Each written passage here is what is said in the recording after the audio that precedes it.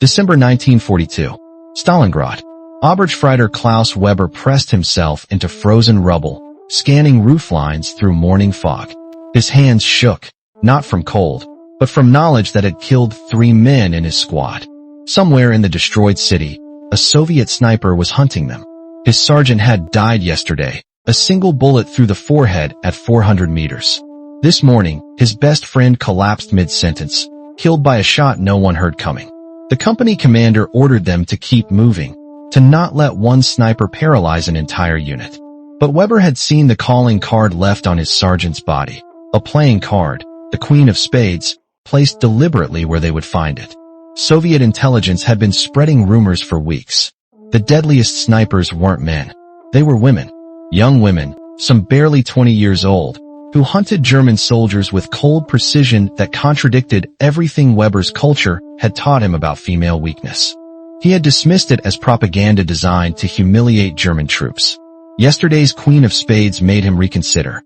Today, he would learn the truth that was breaking German morale across the entire Eastern Front.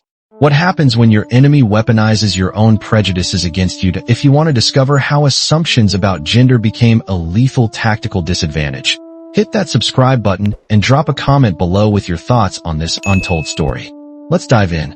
The collapse of German confidence regarding female combatants began long before Stalingrad. June 22, 1941. Operation Barbarossa.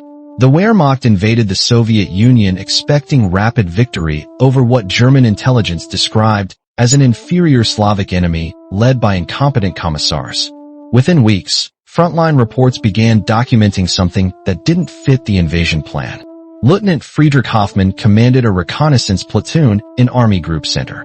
His diary entry from July 15, 1941, recorded the first encounter. We captured a Soviet position after brief resistance. Among the dead, we found a woman in uniform with a Mosin-Nagant rifle equipped with a telescopic sight. She had killed 4 men from concealed positions before artillery forced her into the open. My men were disturbed by this. We were told Soviet forces were collapsing. We were not told we would be fighting women who shoot like professional hunters. German military doctrine had no framework for understanding female combatants. Women were mothers, wives, nurses, perhaps factory workers. They were not warriors. Soviet doctrine disagreed completely. Central Women's School of Sniper Training had been established in May 1943, but long before that, the Red Army had been deploying women in combat roles that included not just snipers, but machine gunners, tank commanders, and pilots. The reason was practical rather than ideological. The Soviet Union was losing men faster than they could be replaced. Women represented an untapped resource. What Soviet commanders discovered was that women made exceptional snipers for reasons that transcended mere necessity. Oberst Hans von Steinbach, intelligence officer for the 6th Army, compiled reports on Soviet female snipers in October 1942. His assessment, captured after Stalingrad, revealed growing German concern. Female Soviet snipers demonstrate patience that exceeds male counterparts. They will remain motionless in position for 8 to 12 hours awaiting the perfect shot. They do not rush. They do not take unnecessary risks. Most critically, they are nearly invisible to our soldiers because our men do not expect women to be combat threats. This creates a psychological advantage we cannot easily counter. Our soldiers scan for male combatants and miss female threats until it is too late. The invisibility factor proved devastatingly effective. German soldiers trained to identify enemy combatants by silhouette, movement patterns, and positioning that assumed male physiology and behavior. Women moved differently. They occupied spaces men ignored.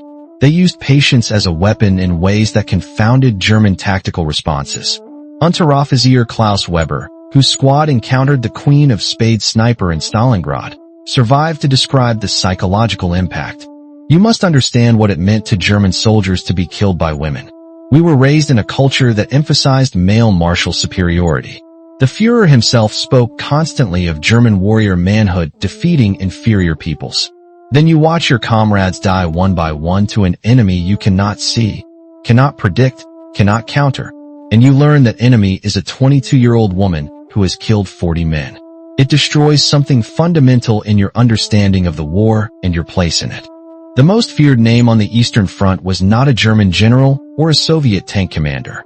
It was Lyudmila Pavlichenko, a Soviet sniper credited with 309 confirmed kills before her transfer to training duties in 1942. German forces knew her by reputation long before they identified her by name.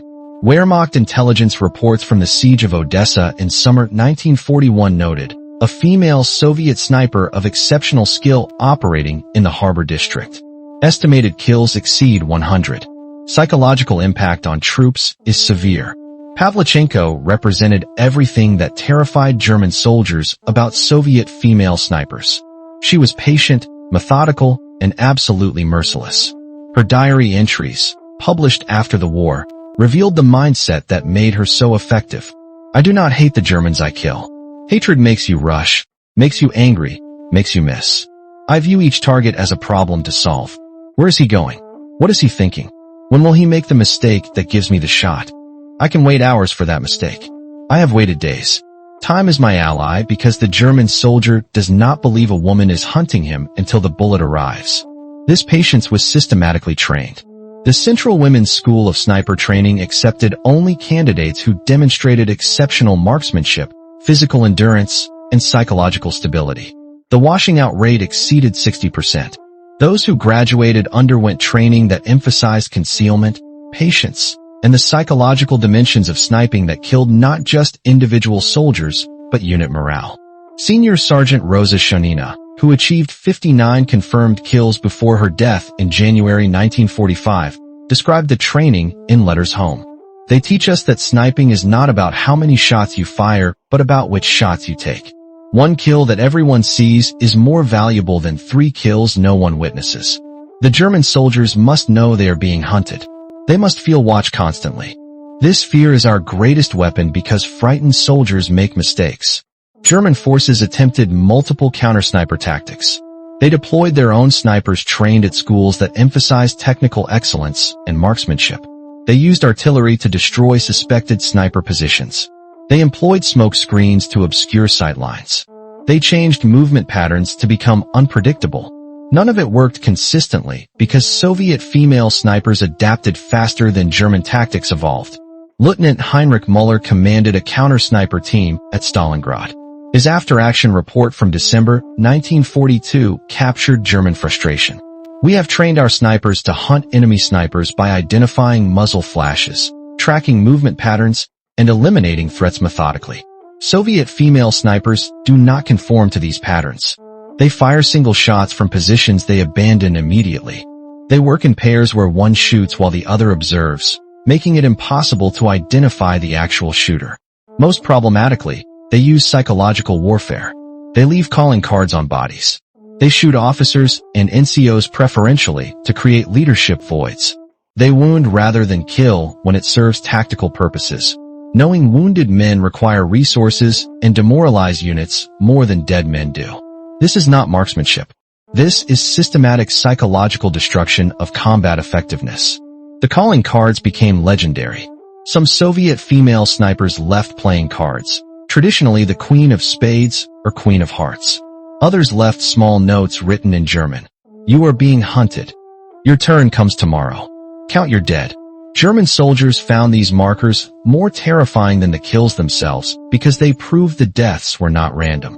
They were planned, personal, and inevitable. The psychological dimension of being hunted by female snipers created unique problems for German military discipline. Traditional combat stress could be managed through camaraderie, leadership, and the shared understanding that everyone faced the same dangers. But being systematically killed by women triggered cultural anxieties that German commanders could not easily address. Oberst von Steinbach's intelligence reports noted this dynamic explicitly. Soldiers who survive encounters with female Soviet snipers exhibit psychological trauma distinct from normal combat stress. They report feelings of humiliation and emasculation that transcend fear of death. Officers report that men who have watched comrades die to female snipers become reluctant to advance, exhibit paranoia about concealed positions, and sometimes refuse to move in daylight hours. This is creating tactical paralysis that Soviet forces exploit through combined arms offensives while German infantry remained pinned by sniper fear. The Red Army understood this perfectly and amplified it through propaganda. Soviet newspapers published profiles of female snipers with their kill counts. Pravda ran regular features celebrating women who had killed 50, 100, 200 German soldiers. Radio broadcasts to German lines specifically mentioned female snipers and mocked German martial masculinity. The mighty Wehrmacht, conquerors of Europe, now hide from Soviet schoolgirls with rifles. This was weaponized shame designed to make German soldiers choose between advancing into sniper fire or accepting humiliation. Either choice degraded combat effectiveness. The German response revealed deep cultural confusion. Some units issued orders forbidding soldiers from discussing female snipers to prevent morale damage. Other commanders encouraged soldiers to view Soviet women as aberrations, masculine females who had abandoned natural femininity. Neither approach worked because the fundamental problem was not how German soldiers thought about their enemies, but that Soviet female snipers were objectively highly effective killers who contradicted every cultural assumption. Gefreiter Otto Schneider, who fought at Kursk in July 1943, provided the most honest assessment in a letter home that was intercepted by Soviet intelligence. We were taught that German men are natural warriors while Slavic peoples are inferior and weak. We were taught that women are gentle creatures who need male protection. Then you arrive at the front and watch your best friend's head explode from a bullet fired by a woman you never saw. And you realize everything you were taught is lies meant to make you brave. The truth is Soviet women kill us as efficiently as Soviet men do, and sometimes more efficiently because we underestimate them until it's too late. I am no longer brave. I am terrified. Every window might hide a woman with a rifle who has killed 40 men and will kill me next. This is not the war they promised us. German military leadership attempted to counter Soviet female snipers through tactical adaptations that ranged from sensible to desperate. Sensible responses included improved camouflage discipline, reduced movement during daylight in contested areas, and deployment of dedicated counter-sniper teams equipped with better optics. Desperate responses included random artillery bombardment of suspected sniper positions that wasted ammunition and achieved little, prohibition of any pause or rest in open areas that exhausted troops, and in some cases, immediate execution of captured female combatants in violation of conventions governing prisoners of war. The executions proved counterproductive. Soviet female snipers already knew capture meant likely death. The policies simply ensured they fought to the end, making them more dangerous rather than less. By 1944, as Soviet forces pushed German armies westward, the legend of female snipers had transcended reality to become a symbol of German defeat. Soldiers who had never encountered female snipers personally told stories about them. Myths spread about supernatural abilities, perfect shots in impossible conditions, women who could smell German soldiers from hundreds of meters away.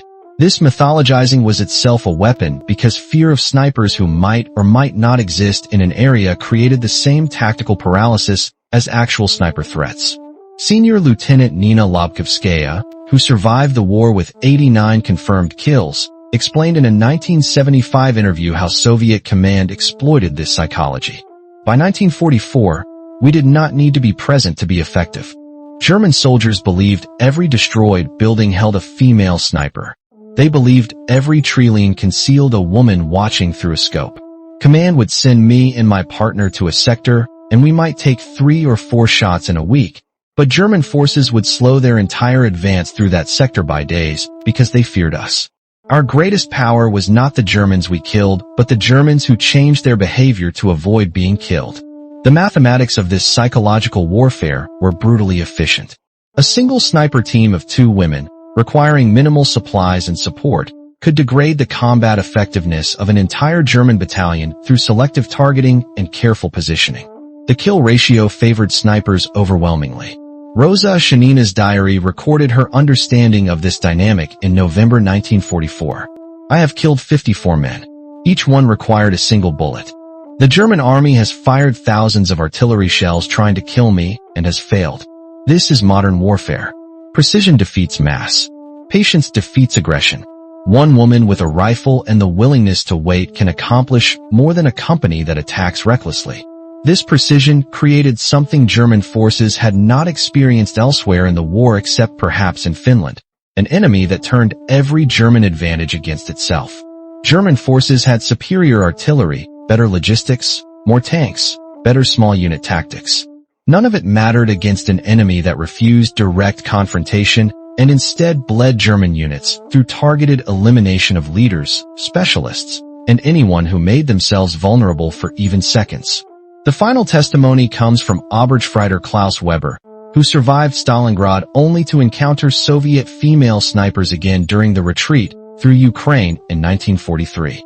His diary, found on his body after his death near Kharkov in August 1943, contained his final entry.